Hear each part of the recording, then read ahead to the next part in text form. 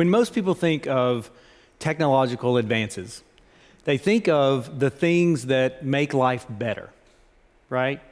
Invention of the smartphone. I mean, what has that done to your life? I mean, it's amazing, right? Well, security people like me in the cybersecurity business, we think of technology advances a little bit differently, okay? And let me explain. What I do for a living is I am what's known as a penetration tester, okay? And it's kind of a funny sounding name for a career, but what my wife likes to say and how she likes to explain it is that I'm a hacker for hire, all right? Simply put, companies hire me and people like me to break into their websites or networks or sometimes even their buildings to identify where the weaknesses are and give them advice on how to shore up those weaknesses so that people with, shall we say, alternate ethics aren't able to break into those places, okay, and steal money or whatever resources, all right? So I want to give you a quick example of, to kind of drive home what I really do and how it relates to technology and how I view advances in technology, kind of the skewed perspective, if you will. So to start with, does anybody recognize what this device is behind me? It's HID, okay. This is what's known as a radio frequency identification device, abbreviated RFID. And typically companies make badges, employee badges into this, and they'll print your picture on it and that kind of stuff. But more importantly than identifying you as an employee, visually, it identifies you as an employee electronically. And it actually opens the door and lets you in the building or your office area or some restricted area, okay? Very important piece of protection, right? So, in fact, I believe you have these here at Elon, right? You have RFID cards and you have to kind of badge into buildings and things like that, right? So, another piece of technology that I want to introduce you to is this device here listed, and I'm running out of pockets here. I actually have one of these devices with me, all right? And this is a field programmable gate array, right? Hopefully nobody recognizes what that is, right? Otherwise known as an FPGA. It's basically a small computer that has the ability to emulate other devices, okay? So imagine, let's say something like a music box. Just a simple device that plays either recorded music or music that it picks up from a microphone. This device could be configured to do that. But it could also be configured to be a simple display, like an LCD display for a small computer, or even programmed to play a simple computer game, like what some of you might recognize as Pong here. That's the game Pong. It's one of the first computer games out there, right? Now, in my world, these technologies, we look upon these technologies as how could it possibly be weaponized, all right? And that's where my story begins. Because using these proximity cards for access, using this device that can be a music player, right? It can be configured to emulate or pretend to be that door card reader, that black box that's next to the door that lets you in the door. So that if you could get this device close to the card itself, it could pretend to be the door reader and record the digital signature that's on this card, right? And it's a process called cloning. Then it can be turned around and turned into play mode, taken up to the door, and the door thinks that this device is now the card, hence allowing someone in the door. Make sense? Perfect. You're with me. Okay, great. All right, so this company hires me to test their RFID system, or actually to test just to get in their building. I found out they were using these type of cards. So I go and in true fashion, I case the joint, right? I go out and I'm standing outside, And I'm watching for employees walking in and out, and I find an employee walking out. Now, this young woman, and by the way, that's not really her picture. This woman walks out, and the reason I say a woman is because women are, by and large, more perceptive than men are, right? We freely admit that, right, guys? That they have eyes in the back of their heads. Amazing, right? And I usually don't do this exercise with female targets because, well, number one, that's a little creepy. And number two, women are just, they're perceptive, right? Because to clone this card, I have to get this device very close to the badge, like literally touch it. But in this case, this woman was carrying her badge in her hand instead of putting it in her purse, which I thought was kind of interesting. And she's walking down the street, swinging her arms like this, right? So, Chris broke it. Okay, Ben, help, please. Why can't I just go back? Okay. Okay, sorry. So anyway, so she's walking down the street, and I walk up behind her, but not directly behind her, to the side where she's swinging there you go, perfect. Where she's swinging the badge, and she bumps into my device. So instead of me bumping into her, it's more like her bumping into me, right? Well, I get ready to apologize, right, as a Southern gentleman. Oh, sorry. She doesn't say a word. She doesn't even look back. And I'm just kind of befuddled, right? So I keep following her, right? I follow her for a couple of blocks. She bumps into me several times, and she never looks back. Now, the point of that is not only that, I'm just kind of creepy sometimes, but the real point of that is that she saw no value in that card. Now, had I been on the other side, and if I would have touched her purse, you better believe she would have noticed. She might have called the police. She might have maced me, right? She didn't see the value because her perspective on the technology is just not there, like my twisted sense of what the technology can be used for, okay?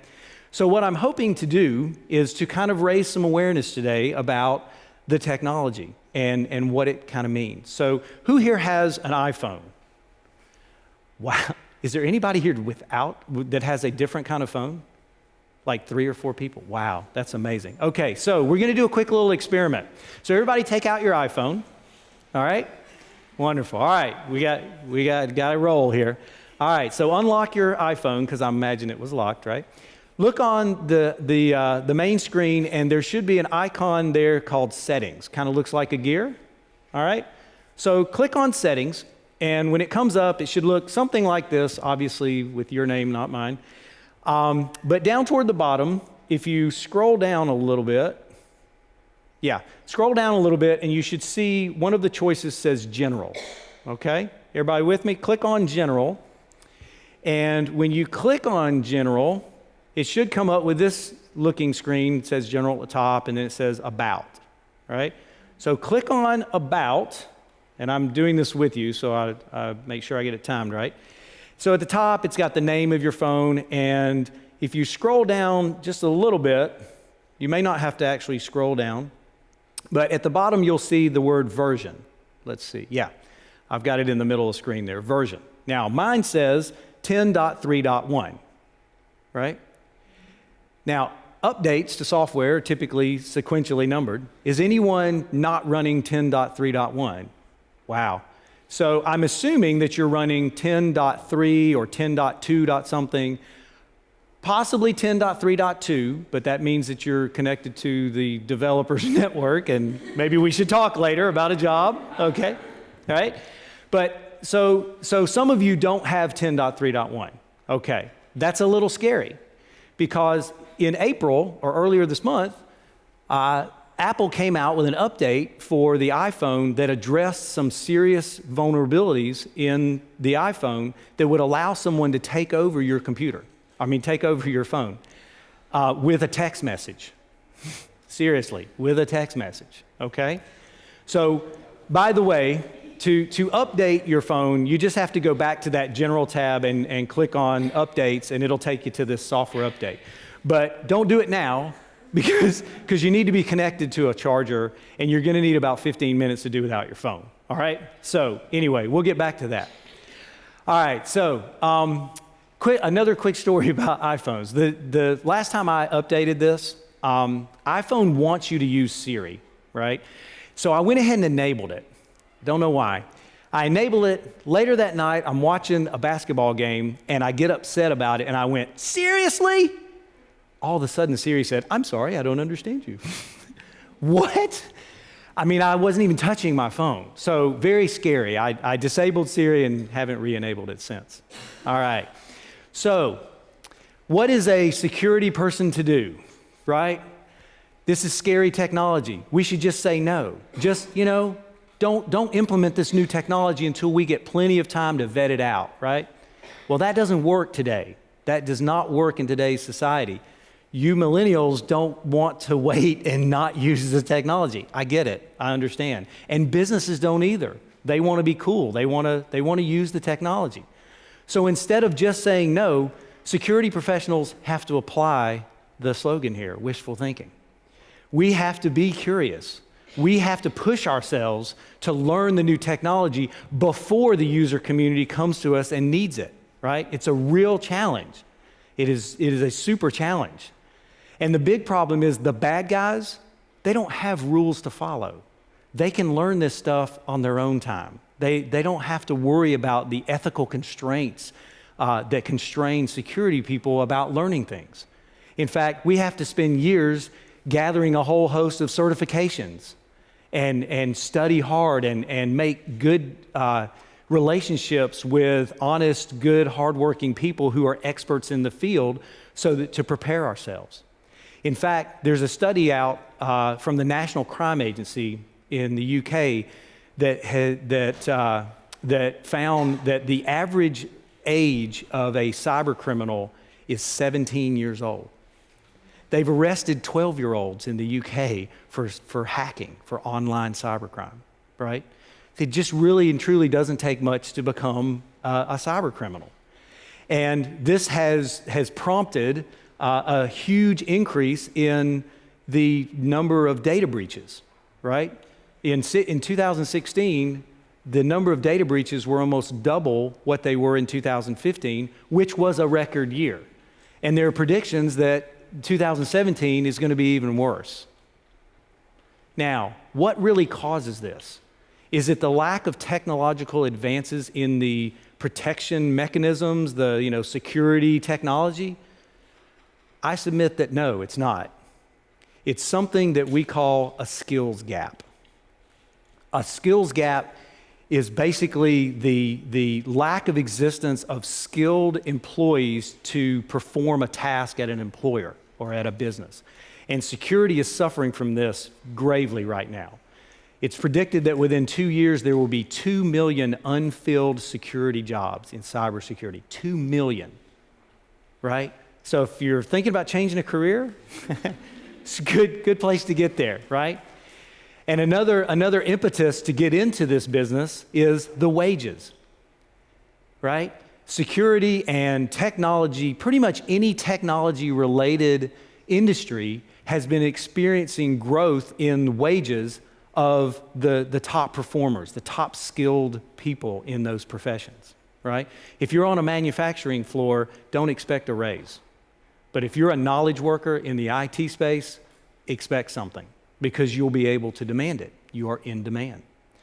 This is also affecting education, right? My wife is a math teacher in high school, and she encounters this all the time with students being able to use technology to cheat on tests, right? It used to be that they would use some special feature on their calculator. Now they just whip out their cell phone or their watch.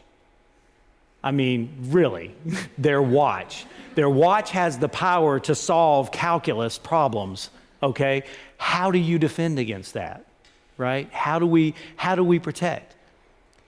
And I realize I'm standing on a college campus, and I'm a proud graduate of the Georgia Institute of Technology. Go Jackets. But our education system is just not really cutting it, right? A recent study showed that out of the top 50 computer science programs, only 3 of them required cybersecurity coursework at all. It's just not being recognized.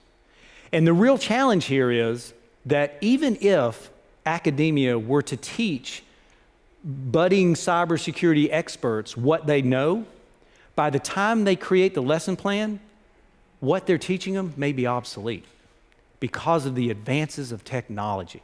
It's a heck of a time we live in, right? So, what is the solution? Well, in security, the solution is to learn to think like a hacker, right? It's that old thing in law enforcement. How do you catch a crook? You learn to think like a crook so that you can anticipate their next step. And that's how it is in security. But this doesn't just apply to security. It really applies to any type of knowledge-driven or especially technology-driven industry. Because if you're worried about learning to use the tools, the PowerPoint or Microsoft Word, don't worry so much about that. Because by the time you graduate, or certainly within 5 years, those applications may be obsolete. You may be needing to learn to use some other application. So the key is learn how to learn, right? I know that sounds really weird, but learn how to learn. That's the key to remaining relevant and certainly to leading any technology-focused industry. So, some suggestions on how you might learn how to learn, all right? Some people are doing some amazing work out there. A good friend of mine, Dave Schwartzberg, created this organization called Hack for Kids. And basically, Hack for Kids, they're trying to change the definition of the word hack, right? The perception, because it's not always negative. When you hack something, sometimes you improve it. You improve its functionality. The big thing, the key there is it's the curiosity about the thing. How does it work? So that I can take it and apply it over to this other new technology. And so then I can not become obsolete when the new technology comes because I understand how technology in general works, right? The whole systems approach. And what they've come up with is this hacker mindset. The idea of just viewing the world that way and dissecting it. So they have these things called capture the flag events, and I love these because they're competitive and you know kids just eat it up. I mean, they're just so creative with it, right? Other organizations that are doing things, and I have to have a shout out to my Georgia Tech roots there. They have a student-run organization called Gray Hat, right? And they meet weekly, and basically they just meet to talk about technology and about hacks and about clever things that people do with technology. They compete in these capture the flag contests all the time. I mean, it's international known. In fact, they even host one. It's called Hungry Hackers, right? I guess when you're a university, copyright doesn't, you don't have to worry about it. But yeah, I mean, they're out there, right? So Hungry Hackers is a great event. There's another organization called Odyssey of the Mind, which not only applies this thinking, this hacker mindset to technology, but to other fields as well. So with the last couple of seconds of my talk, I have a challenge for you. Go home tonight, update your iPhone, and then think about your field of study and what field you're going into and how you might apply the concept of the hacker mindset to that industry. I thank you for your time.